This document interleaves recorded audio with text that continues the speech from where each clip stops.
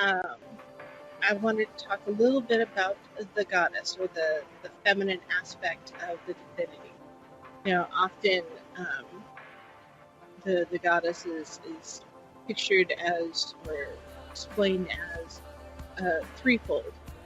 There's the maiden, the mother, and the throne, and it's illustrated with three moons: the waning and the waxing crescent, and then the full moon.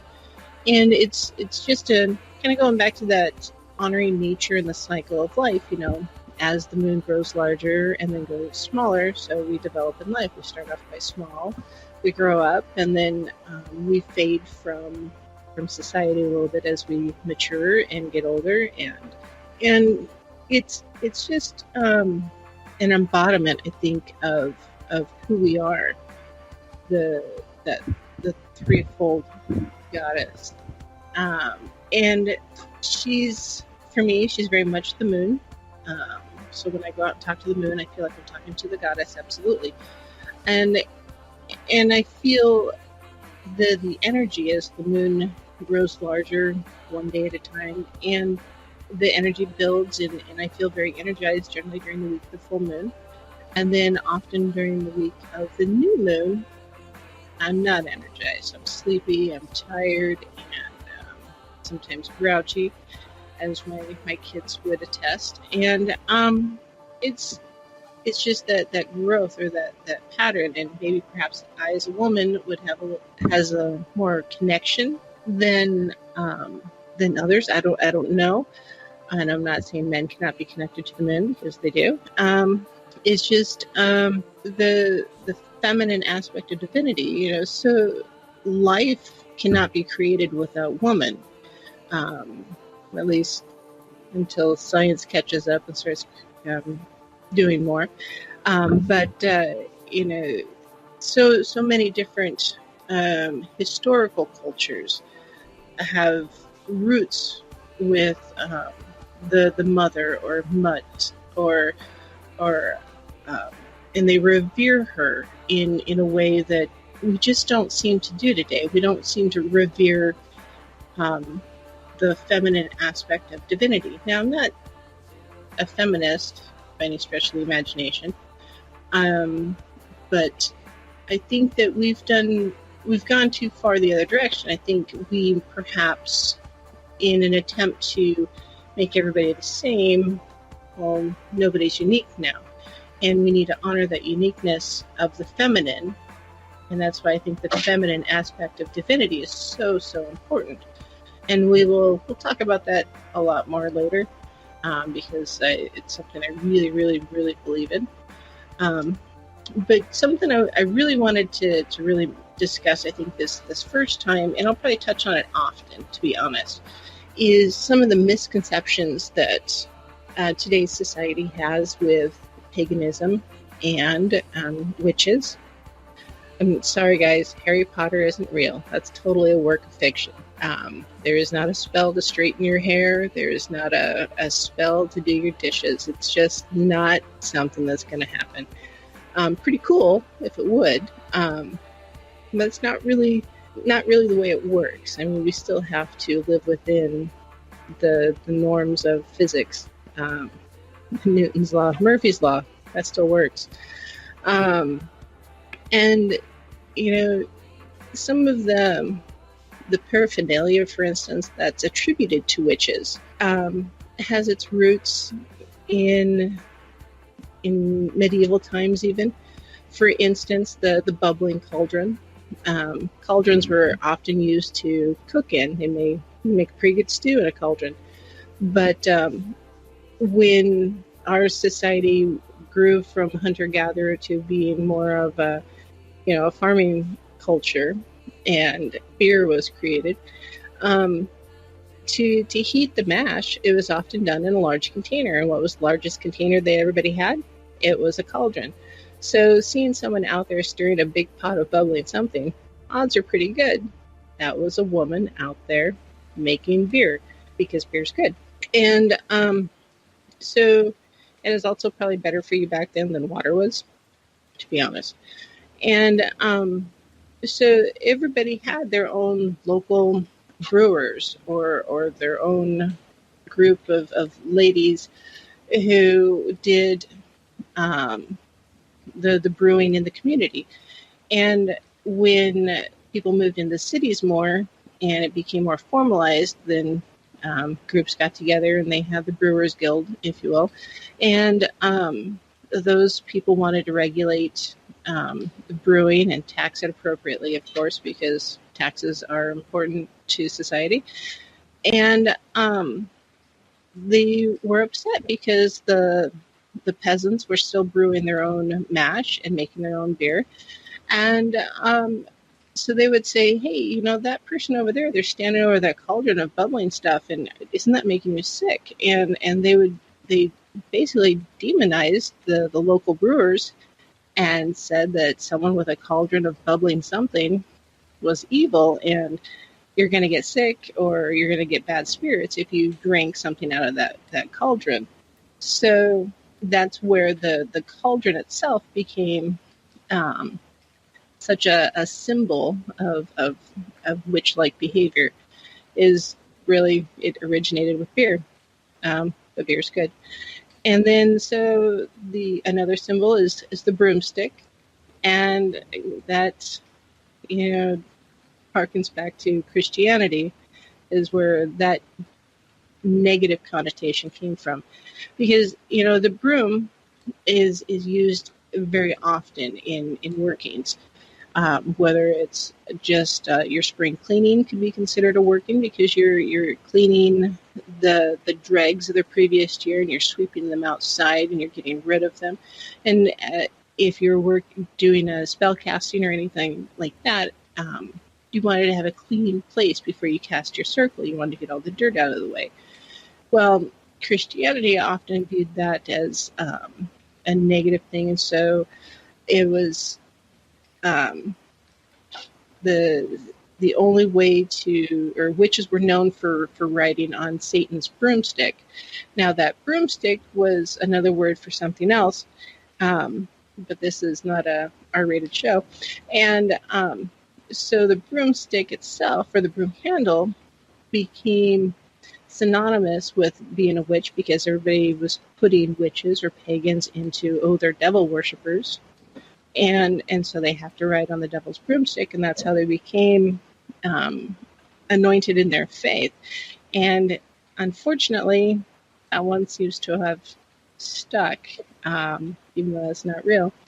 And so it's just another one of those mundane things that everybody had and everybody used, that was twisted by other faiths and other beliefs, that made something very mundane into a mark of the devil. Just silly things, I guess, that people grasp on when they don't understand, and they try to demonize. So today is the new moon. Moving on. And with the new moon is a great time to set your intentions for the coming month. What do you intend to do? What are the goals you want to achieve? And the way to cast these intentions out into the universe is to just really simply get a bay leaf out of your kitchen cabinet or a small strip of paper and write. And you're going to write whatever your intention is. If you're using a bay leaf, you're going to want to use like a Sharpie marker. And before you write your intention on it, on the leaf or the strip of paper, you need to sit and you need to focus just a little bit. And not necessarily meditate, but set your intention. What is your intention with writing this goal down? And you need to focus on it. You need to feel it, you need to breathe it, you need to taste it and smell it. And how is it going to impact your life in the coming month? You know, what is it that you want to achieve with this thing? And then you write it down and you light a candle. Now, generally, a white candle is a very neutral candle and can be used in most spellcasting or workings. And it's just if you have a fireplace or you have a bonfire or what have you. But you light your candle and you focus on the candle and the flame and the purity of it. And just, again, keeping that intention close to you and in your heart and in your soul. And then you stick your bay leaf, if you will, into the candle flame until it catches fire. And as it flames, the smoke from the leaf will burn, and it will release your intention into the universe to help you really let the spirits know, or the guides know, or your god or goddess know, really what it is that you intend to accomplish for the coming months. And then, when we get to the full month or full moon, we'll talk about, how did that intention work out for you. But this whole entire process, you want to try to be at peace with yourself and what your intention is. So if your goal is to work on your health, focus on your health. What would it be like if you were going to be healthier in the coming month? Does that mean less McDonald's? Does that mean drinking a soda every other day instead of every day? Or cutting out the chocolate? Or, what does it mean to be healthier for the coming month? And so once you've lit your bay leaf and it's burned completely, you want to place the rest of it into a container that, of course, is not going to catch fire because you don't want to spread the flames anywhere. Anyways, and you focus on the smoke as it dissipates, and just what is it your intention is. In coming episodes, we'll talk about the power of intention. And for me, I think it's very key in anything that you're doing when it comes to your altar or your belief in what you're trying to do. I'm not Wiccan. I don't follow the threefold rule. I do believe that what you put out there really, really will come back to you in some fashion, whether that's karmic or how you want to look at it. And it's, if you put good things out into the world, you're going to be looking for them also. So you'll see them more often, so you'll receive them more often. And the same is true for negative. If you're looking for the negatives in the world, that's really what you're going to see. And that's really what you're going to receive. And that negativity that sucks you into a hole, and it's really hard to get out of. So really, I want you to think about what you want to accomplish in the coming month. That's all. And what is it that your intention is going to lead you to. So as looks like we've got about 10 minutes left roughly before the music kicks in and the next show starts. When we get moving forward, and maybe next week if my technology works out, we'll be taking calls. And I really want to hear what you guys want to learn or want to experience from participating with me here on the Spaces Between. Because so often what we're trying to accomplish, it's hard to do by ourselves. So if you need me to mother you, by golly, I will. I'll tell you to go eat your vegetables. But if you just need someone to listen, I want to be able to do that too. So I don't have the email address yet, but you'll definitely be able to give a call in and next week. And I'll have an email address. You can send comments or questions, or the Facebook link. I think I'll be posting it somewhere.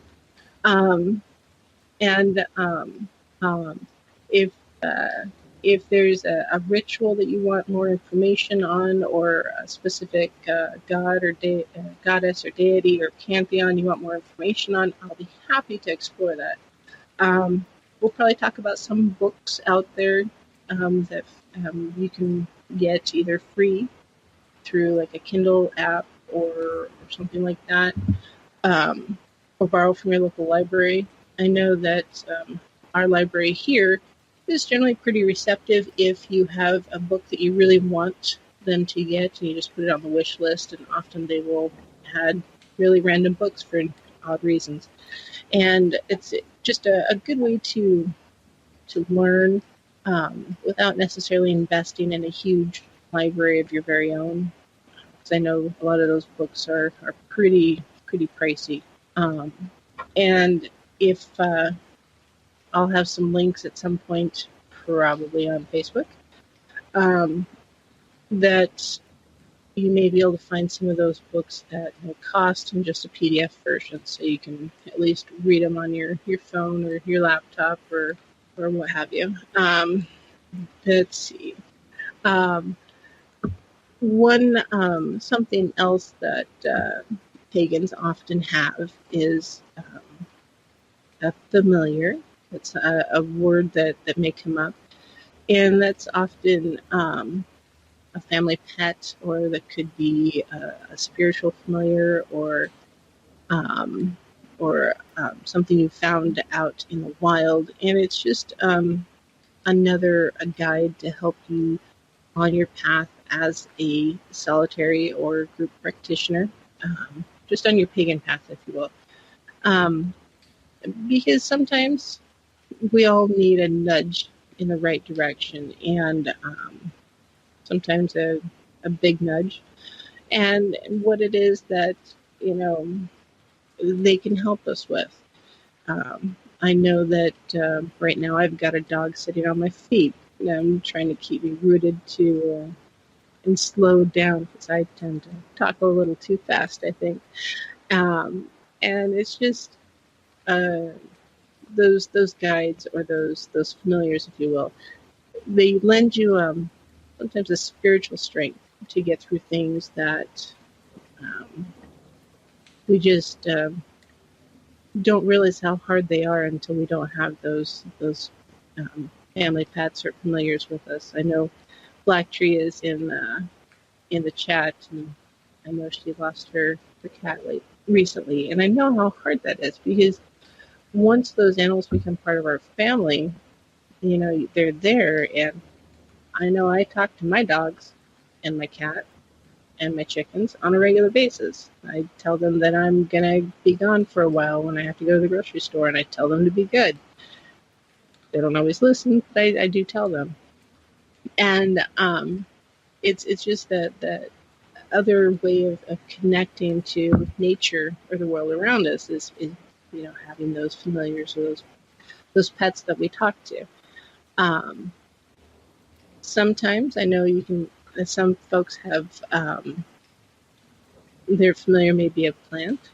I talk to my plants also, and it's kind of an odd thing, I suppose. I'll talk to them, I pet them, but their studies show that when you do talk to your plants, they do grow a little better. For the summer and spring and summer, when I go to plant my garden, I'll be out there talking to my plants, telling them to produce, because I like the tomatoes, and just being in connecting, I guess, with the world around me when I do that. I'm not really surprised to be on air, because I talk all the time, if you ask the people around me. And so this is just another way for me to get out there and connect with the world, I guess. I guess I will be probably touching base with Black Tree later to see if there's a book series that we should focus on first, or one that maybe we can read together, not necessarily myself and Black Tree, but as a group, something to study, and get a better connection with you guys. So I guess so for my first show, looks like we're going to be wrapping up here pretty quick. I want to thank you all for coming out and staying up with me tonight. Those folks in the chat, and Don Longbeard and Brent Thomas, thank you very much for your technical assistance this evening, guys. And for my friends and family that are listening in, thank you so much for being supportive and going ahead and giving me the boot to try this. I guess Oh, good night, Frank. I just want to learn with you guys, and I want you to be part of my community, and I want us to grow together and I guess be better people for it, and learn something about the world around us that we can't necessarily see and touch, and it's more of a feel. I guess if you have any suggestions or ideas on what to talk about in coming shows, I'm all ears. Um, and apparently, I didn't write down enough information in my little cheat sheet here. That's what's happened, and maybe that's a rookie mistake. Um, Although I hear Don Longbeard did it the first time too, so I guess I'm in good company. Uh, yeah, I guess next week we will be talking more about some of the different pantheons that we follow, um, and what some of the differences are between the pantheons and the cultures they originated from, and what is shamanism and how it's different from paganism, because it is. And we'll talk about the occult a little bit also, and how it is included and is also different than both paganism and shamanism. And we'll probably talk some about ancestral worship. I don't know if we'll do it next week. Depends how much room I have on my cheat sheet here. And, what it is and how to honor our ancestors, in addition to the gods and goddesses and the deities that we want to worship. Thanks, Ken. And also, different ways to practice and follow our pagan path without necessarily having it out there loud and proud for the world to see, and keeping it internalized for those that are still in the broom closet, as the saying goes, and not really ready to come out to their family or their circle of friends. And just some ways to merge the world of paganism into the into our day-to-day lives. The I guess I just want to thank you guys for joining me tonight,